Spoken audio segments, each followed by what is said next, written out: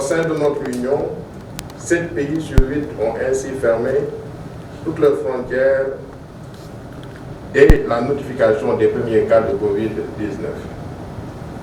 Ces fermetures des frontières ont permis de contenir la présence dans notre espace des cas importés de la maladie, préoccupation majeure de tous les pays au début de la pandémie. Prenant cependant la mesure de l'impact socio-économique négatif de ces fermetures de frontières et tenant compte des leçons apprises des premiers mois de la pandémie, nos autorités ont rapidement décidé de la réouverture des frontières aériennes entre nos pays, assorties d'un ensemble de mesures de précaution sanitaire. Mesdames et Messieurs les ministres, plus d'un an après la réouverture des frontières aériennes, la plupart des frontières terrestres de l'Union restent encore fermées. Cette situation prive la très grande majorité de nos concitoyens de l'usage d'un des droits fondamentaux consacrés par le traité constitutif de notre Union, celui de circuler librement entre nos États membres.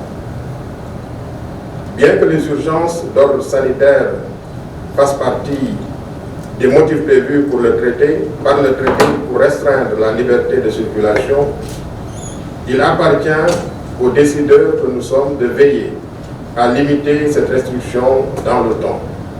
Il est également important que les citoyens ne perçoivent pas de différence de traitement entre eux, uniquement basée sur le mode de transport auquel ils ont accès.